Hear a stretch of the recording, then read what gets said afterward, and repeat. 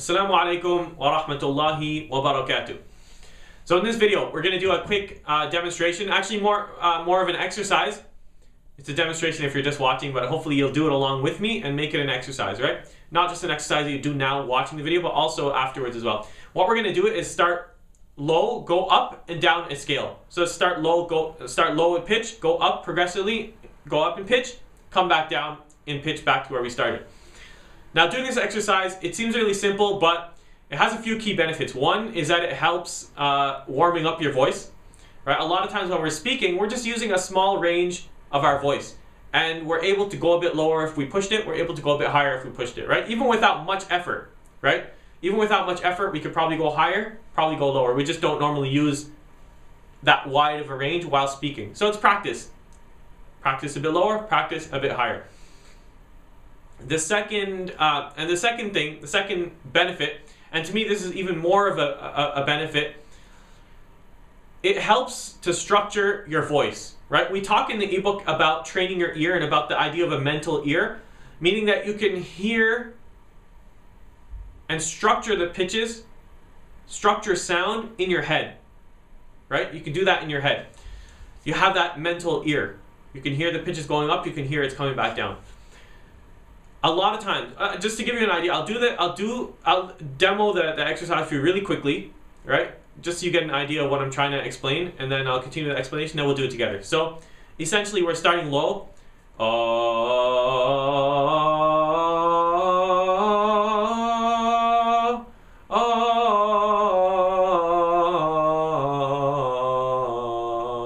And then we come back down to where we began. Went up, came back down. Now sometimes with students, I'll tell them to do this exercise, to go through the scales, and it comes out all random, right? So, and it's kind of like all over the place, right? The issue isn't that the student in that case, well, there's a couple issues. Sometimes the issue is that the student, the limit is their voice. Their voice isn't able to do a certain pitch, right? But in most cases when we're dealing with this kind of like random, out of tune kind of situation, the issue is one of the mind and the mental ear. How do they hear those pitches, right? Okay, because I'll give you the longer explanation. Because if a student has this first issue, which is that their voice is limited, they'd still be able to structure it, but within a smaller range, right? They might do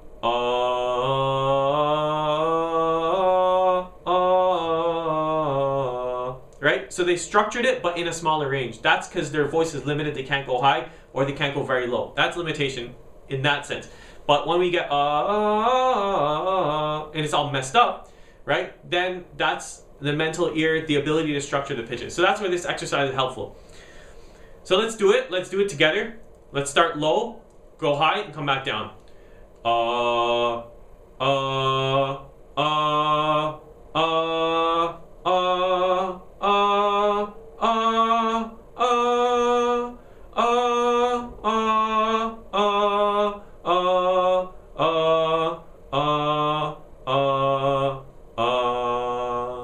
Right? So you go high and you come back down to where you began.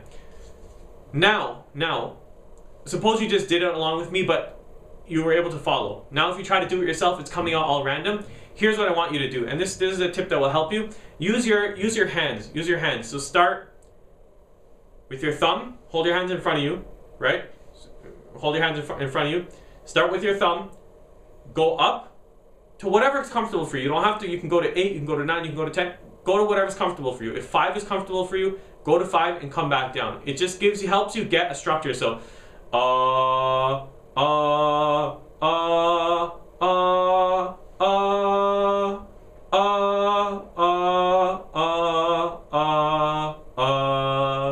right? So now using your hand, you are able to get some structure. Get some structure to the pitches going up and down. And this actually helps. I know it from working with students that sometimes they're going all random, and I tell them use your hand. And just by using their hand, getting that little visual help, they're able to structure the voice a bit better, right? And just to give you an idea about like mental ear, suppose I gave you a paper and I wrote like 1 and 10, and I told you put 5. Most of us would know like roughly where to put 5 in the middle, right? Or you'd say put 3, divide it into 3 thirds. Most of us roughly would be able to like guesstimate and put the lines correctly, like, you know, 1/3 and the second third, and divide the thing up into 3. It's similar to what we're trying to do with sound. We want to get that sense that we can tell that we're going up a certain way and coming back down a certain way. The other way that if you're having trouble with this exercise and you want to get help, use lined paper. So take lined paper and actually just follow the lines. Use the lines as a visual cue, right? Right? Use the lines as a cue to help you go up and down. A third thing, sometimes, and I've had some students like this that it's almost like they think they can't do it all together, right?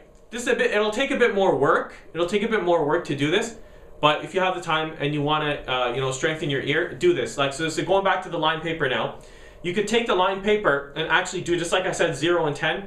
Do something like that. Just put like just put a marker, which is your low pitch, whatever it is for you. It doesn't have to be like, you know, an exact pitch. It's just low, high,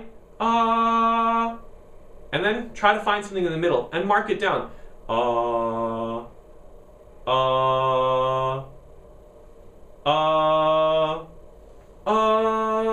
And you can start to like play around and try to put those markers, just like we go 1 to 10 and try to like put markers in between.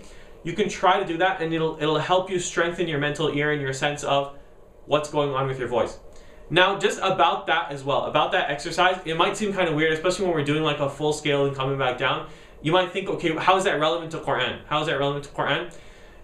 For the most part, when you're reciting, you're not going that crazy up like high and crazy back down, right? Normally, it's within a certain range, right? If you're reciting in the mujawwad style, maybe then you'll go like, you know, sometimes in what's known as the jawab, in the higher range, or a higher range. But for the most part, many of us are just reciting in a smaller range anyway. So what's the point of that exercise?